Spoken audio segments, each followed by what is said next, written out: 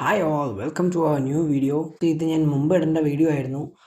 നമ്മുടെ voltage, current, resistance എല്ലാം കഴിഞ്ഞ സമയത്ത് ഞാൻ ഇതിടണമായിരുന്നു instead of going to series and parallel circuit. കാരണം സീരീസ് ആൻഡ് പാരലൽ സർക്യൂട്ടിൻ്റെ ഇടയ്ക്ക് ഞാൻ ഓംസ് ലോ എന്ന് ഇടയ്ക്കിടയ്ക്ക് യൂസ് ചെയ്യുന്നുണ്ടായിരുന്നു.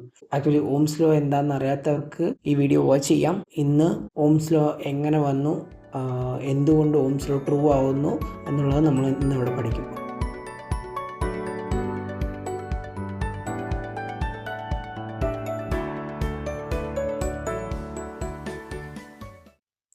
So Ohm's law basically voltage and കറണ്ടിൻ്റെ ഒരു റിലേഷൻ പറയുന്നതാണ്. സോ വോൾട്ടേജ് എന്ന് പറഞ്ഞാൽ നമ്മൾ പറഞ്ഞു force which pushes the electrons ആണ്. കറണ്ട് എന്താണെന്നാ പറഞ്ഞത്? Current is the movement of electrons. Commonly ഇപ്പോൾ ആരോട് വേണമെങ്കിലും ഓംസ് ലോ എന്താണെന്ന് ചോദിച്ചാൽ നമ്മൾ പറയും V is equal to I into R.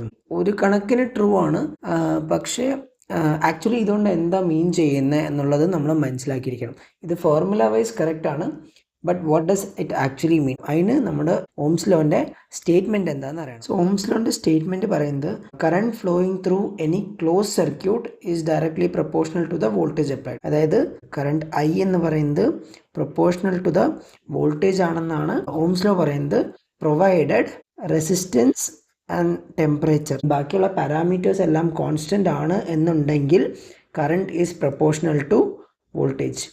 ഇതാണ് ഓംസ് പറഞ്ഞത്. Means all other parameters are constant, then voltage കൂടുകയാണെന്നുണ്ടെങ്കിൽ നമ്മുടെ കറണ്ട് കൂടും, അതേപോലെ തന്നെ വോൾട്ടേജ് കുറയുകയാണെന്നുണ്ടെങ്കിൽ നമ്മുടെ കറണ്ട് പ്രൊപ്പോർഷണലായിട്ട് കുറയും. ഒക്കെ ഞാൻ റിപ്പീറ്റ് ചെയ്ത് പറയുന്നു, other parameters remain constant. Okay, ഇത് ആക്ച്വലി കുറച്ചൊരു എക്സ്പെരിമെൻ്റൽ ബേസ്ഡ് ആയിട്ടാണ് ഇങ്ങനൊരു കൺക്ലൂഷനിലേക്ക് എത്തിയത്. നമ്മൾ ഇന്നിവിടെ നോക്കാൻ പോകുന്നത് ഇത് എന്തുകൊണ്ട് ഇത് ഇങ്ങനെ ആവുന്നു എന്നുള്ളതാണ്. So why Ohm's law is true എന്നുള്ളതാണ് നമ്മൾ ഇന്ന്. സോ എന്തുകൊണ്ട് നമ്മുടെ ഈ കറണ്ട് എന്ന് പറയുന്നത് വോൾട്ടേജിന് പ്രൊപ്പോർഷണൽ ആവുന്നു, എന്തുകൊണ്ട് നമ്മുടെ സയൻറ്റിസ്റ്റായ ജോർജ് സൈമണും ഇങ്ങനൊരു കൺക്ലൂഷനിൽ എത്തി, എന്തുകൊണ്ട് ഈ ഐ പ്രൊപ്പോർഷണൽ ടു വി എന്നുള്ളത് ട്രൂ ആവുന്നു എന്നുള്ള അറിയണമെന്നുണ്ടെങ്കിൽ നമ്മളതിൻ്റെ മൈക്രോസ്കോപ്പിക് ലെവലായിട്ട് നോക്കണം.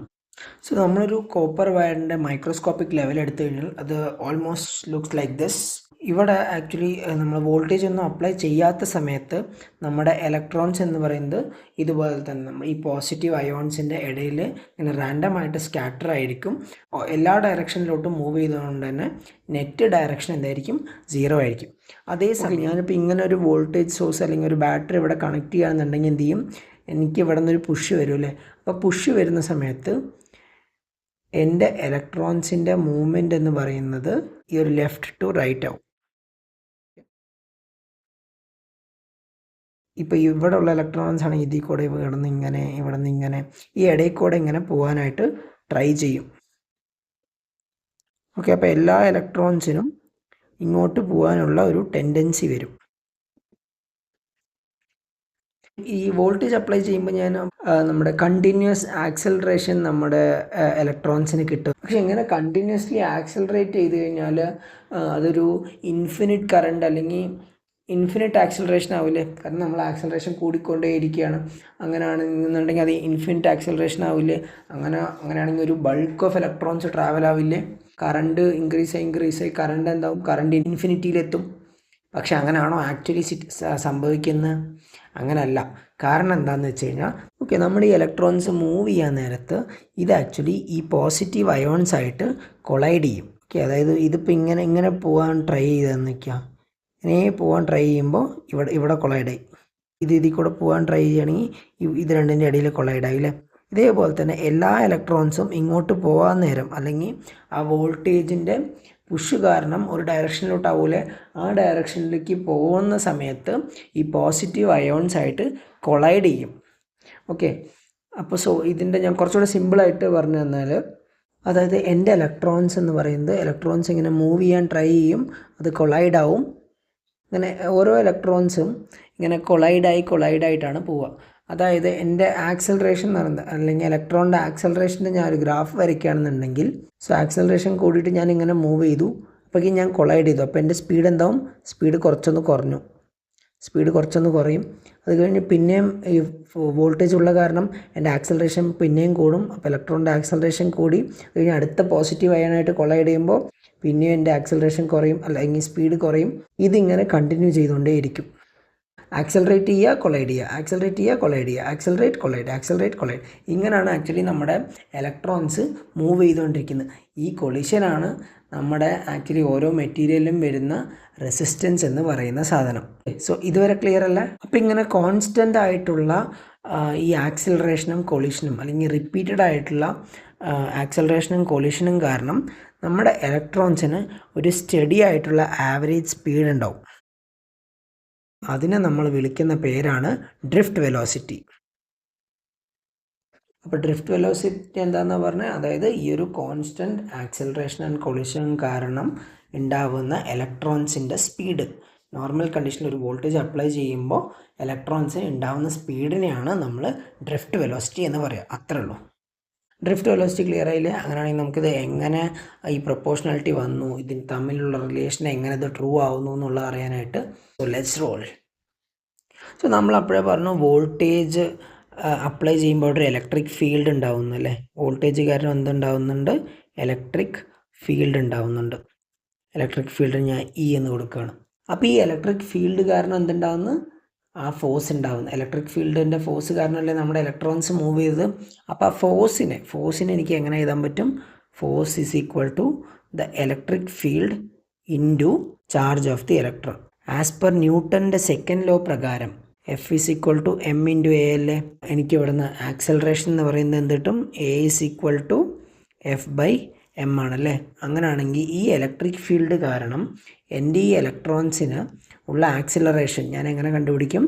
Acceleration is equal to F by M അല്ലേ, which is equal to F എന്തായിരുന്നു? എഫ് നമ്മൾ പറഞ്ഞു electric field into charge of the electrons divided by M. ഇതിൽ എം എന്ന് പറയുന്നത് മാസ് ഓഫ് ദ ഇലക്ട്രോൺസ്. ഇവിടെ നിന്ന് ആക്സിലറേഷൻ കിട്ടിയോ? അവിടെ വെച്ചോ. നമ്മുടെ ഇലക്ട്രോൺസ് ഓരോ ഇതിലും പോയിട്ട് ഓരോ പോസിറ്റീവ് അയോണിലും പോയിട്ട് കൊളൈഡ് ചെയ്ത് പിന്നെ ആക്സലറേറ്റ് ചെയ്ത് പിന്നെയും കൊളൈഡ് ചെയ്ത് ഈ ഒരു റിപ്പീറ്റീവ് പ്രൊസീജിയറാണ് അല്ലേ. അപ്പോൾ അങ്ങനെയാണെങ്കിൽ ആവറേജ് ടൈം ഓരോ കൊളിഷന് ബിറ്റ്വീനുള്ള ടൈം ടോ എന്നുള്ള ഗ്രീക്ക് ലെറ്റർ വെച്ച് റെപ്രസെൻ്റ് ചെയ്യുകയാണ്. അങ്ങനെയാണെങ്കിൽ എനിക്ക് average velocity of the electron എത്ര കിട്ടും? ആവറേജ് വെലോസിറ്റി എന്ന് പറയുന്നത് എന്താ? Velocity equal to acceleration into time. So a into tau. Acceleration ഞാൻ എന്താണ് കണ്ടുപിടിച്ചിട്ടായിരുന്നു? E by M into tau എന്ന് കിട്ടും. ഇ ബൈ എം ആണ് എന്ത്? എൻ്റെ acceleration, which is my first equation. Okay, so ഇതിന് ഞാൻ സെക്കൻഡ് ഇക്വേഷൻ എന്ന് മാർക്ക് ചെയ്യാണ്. ഇനി നമ്മളിവിടെ അറിയേണ്ട ഒരു ടേമും കൂടെ ഉണ്ട്, കറണ്ട് ഡെൻസിറ്റി. കറണ്ട് ഡെൻസിറ്റി എന്ന് പറഞ്ഞാൽ എന്താ? Current per unit area. Density എന്ന് പറഞ്ഞു കഴിഞ്ഞാൽ what ever the quantity per unit area ആണ് നമ്മൾ ഡെൻസിറ്റി എന്ന് പറയുക. സോ കറണ്ട് ഡെൻസിറ്റി എന്ന് പറഞ്ഞാൽ current per unit area. So current ഡെൻസിറ്റിനെ നമ്മൾ ജെ വെച്ചാൽ റെപ്രസെൻറ്റ് ചെയ്യാം. എത്ര ഫാസ്റ്റിലാണ് ഇലക്ട്രോൺസ് മൂവ് ചെയ്യുന്നത്, അല്ലെങ്കിൽ ഒരു പെർട്ടിക്കുലർ ഏരിയ എടുത്തു കഴിഞ്ഞാൽ എത്രത്തോളം ഇലക്ട്രോൺസ് ഉണ്ട് എന്ന് കാണിക്കുന്ന ഒരു ടേമാണ് ഈ പറഞ്ഞ കറണ്ട് ഡെൻസിറ്റി. ഓക്കെ, അതിനെ എനിക്ക് എങ്ങനെ റെപ്രസെൻറ്റ് ചെയ്യാമെന്ന് വെച്ച് കഴിഞ്ഞാൽ കറണ്ട് ഡെൻസിറ്റി ഡിപ്പെൻഡ്സ് ഓൺ എന്തൊക്കെ ഡിപ്പെൻഡഡ് ആയിരിക്കും? ഒന്ന് ഈ പറഞ്ഞ ഡ്രിഫ്റ്റ് വെലോസിറ്റി, കാരണം എത്രത്തോളം സ്പീഡിൽ നീങ്ങുന്ന അതിനനുസരിച്ച് ഇലക്ട്രോൺസ് മൂവ് ചെയ്തുകൊണ്ടിരിക്കുകയല്ലേ. അപ്പോൾ ഡ്രിഫ്റ്റ് വെലോസിറ്റിയും ഡിപ്പെൻഡഡ് ആണ്, പിന്നെ നമ്പർ ഓഫ് ഇലക്ട്രോൺസിനെയും ഡിപ്പെൻഡഡ് ആണ്. എനിക്കിതിനെ എൻ ഇൻറ്റു ഇലക്ട്രോണിൻ്റെ ചാർജ് ഇൻറ്റു ഡ്രിഫ്റ്റ് വെലോസിറ്റി എന്ന് എഴുതാം. ഈ എൻ എന്ന് പറയുന്നത് ഇലക്ട്രോൺ ഡെൻസിറ്റിയാണ്. അല്ലെങ്കിൽ അവിടെ ഒരു പെർട്ടിക്കുലർ യൂണിറ്റ് ഏരിയ എടുത്താൽ അവിടെ എത്രത്തോളം ഇലക്ട്രോൺസ് ഉണ്ട്. കറണ്ട് ഡെൻസിറ്റി എന്ന് പറഞ്ഞാൽ എത്ര കറണ്ട് എന്നുള്ളതാണല്ലേ. അപ്പോൾ കറണ്ട് എന്താ ഞാൻ പറഞ്ഞത്? കറണ്ട് എന്ന് പറയുന്നത് ഫ്ലോ ഓഫ് ഇലക്ട്രോൺസ് ആണ്. അപ്പോൾ ഈ കറണ്ട് ഡെൻസിറ്റി എന്ന് പറയുന്നത് ഈ ഡ്രിഫ്റ്റ് വെലോസിറ്റിനെയും ഇലക്ട്രോൺ ഡെൻസിറ്റിനെയും ഡിപ്പെൻഡഡ് ആയിട്ടാണ് നമ്മുടെ കറണ്ട് ഡെൻസിറ്റി വരിക. സോ അങ്ങനെയാണെങ്കിൽ എനിക്ക് current density is equal to എന്ത് വരും? N into e into v d എന്നുള്ള ഡ്രിഫ്റ്റ് വെലോസിറ്റിക്ക് വരെ നമ്മൾ കണ്ടുപിടിച്ച വെലോസിറ്റിയിൽ അത് വെച്ച് ഞാൻ റീപ്ലേസ് ചെയ്യാണ്.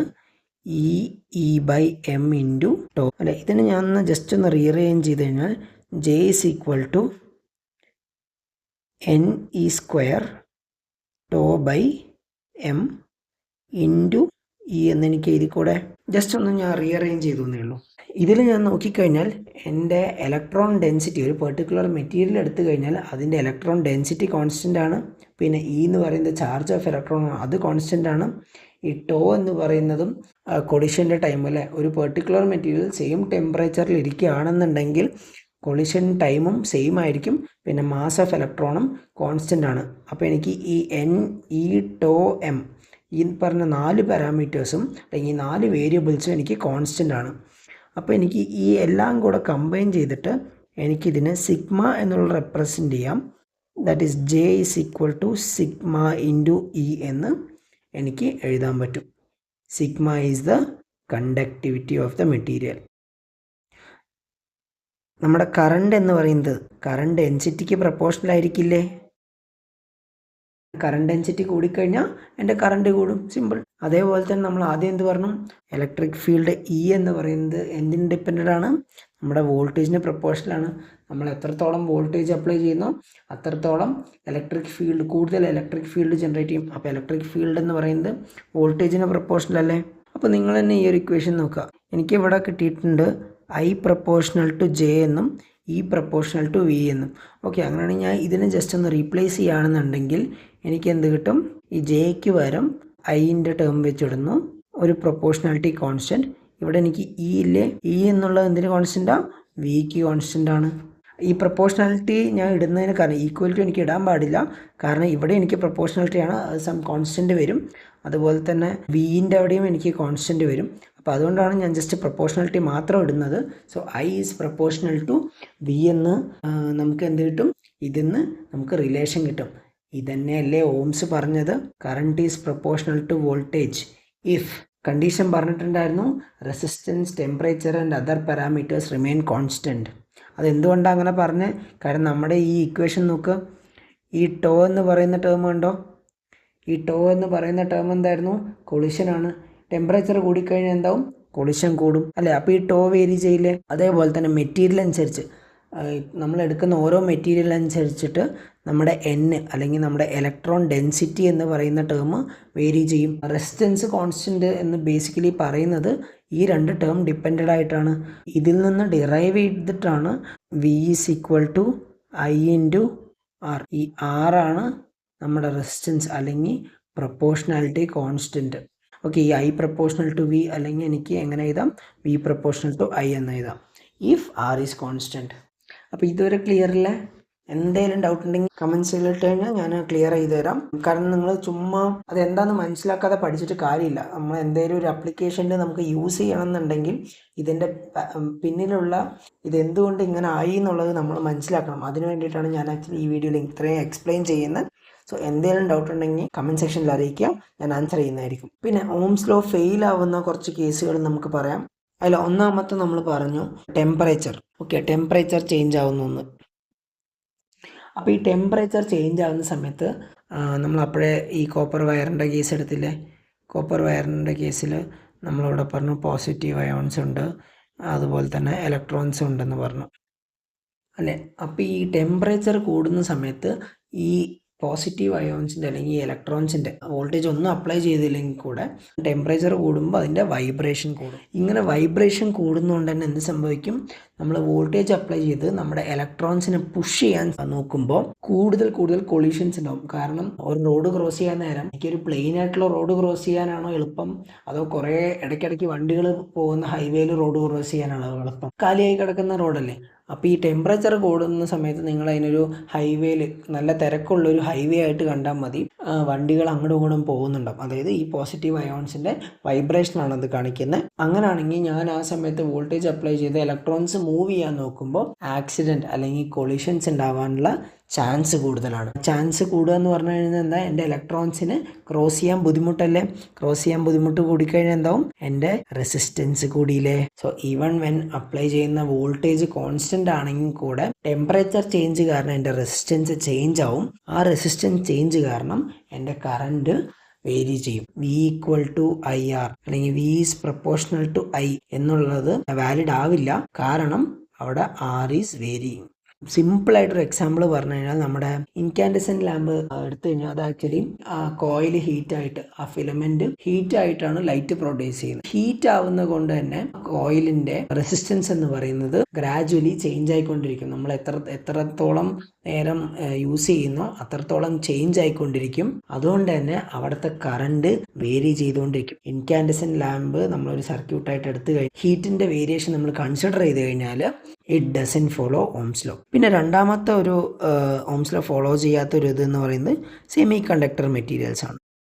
സെമി കണ്ടക്ടർ മെറ്റീരിയൽസ് അല്ലെങ്കിൽ ഡയോഡ്സ്, ട്രാൻസിസ്റ്റേഴ്സ് ഇങ്ങനെയുള്ളതിന് എന്താണെന്ന് വെച്ച് കഴിഞ്ഞാൽ അതിനൊരു പെർട്ടിക്കുലർ ടൈം കോൺസ്റ്റൻ്റ് ഇല്ല, അല്ലെങ്കിൽ ഒരു കൊളിഷൻ ടൈം ഒരു പെർട്ടിക്കുലർ ഇതെന്ന് നമുക്ക് പറയാൻ പറ്റില്ല. നമ്മൾ അപ്ലൈ ചെയ്യുന്ന വോൾട്ടേജ് അനുസരിച്ചിട്ട് അത് വേരി ചെയ്തുകൊണ്ടിരിക്കും, അല്ലെങ്കിൽ അതിനൊരു പെർട്ടിക്കുലർ ഇലക്ട്രോൺ ഡെൻസിറ്റി ഇല്ല. അത് കണ്ടീഷൻസ് അനുസരിച്ചിട്ട് മെറ്റീരിയലിൻ്റെ പ്രോപ്പർട്ടി തന്നെ മാറിക്കൊണ്ടിരിക്കും. അതുകൊണ്ട് തന്നെ semiconductor materials Ohm's law follow ചെയ്യില്ല. അതിൻ്റെ വോൾട്ടേജ് ആൻഡ് കറണ്ട് റിലേഷൻഷിപ്പ് എന്ന് പറയുന്നത് നോൺ ലീനിയർ ആയിരിക്കും. സോ അത്രയേ ഉള്ളൂ ഇന്നത്തെ വീഡിയോ എന്ന് പറയുന്നത്.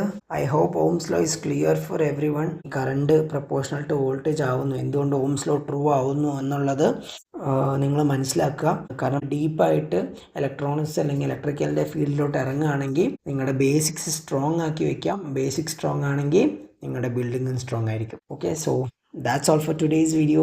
വീഡിയോ ഇഷ്ടപ്പെട്ടു എന്നുണ്ടെങ്കിൽ ജസ്റ്റ് ഒന്ന് ലൈക്ക് ചെയ്യുക. പിന്നെ ഇനിയും ഇതുപോലുള്ള കൂടുതൽ വീഡിയോസിന് വേണ്ടിയിട്ട് ചാനലൊന്ന് സബ്സ്ക്രൈബ് ചെയ്യുക. Okay, bye bye, thank you all.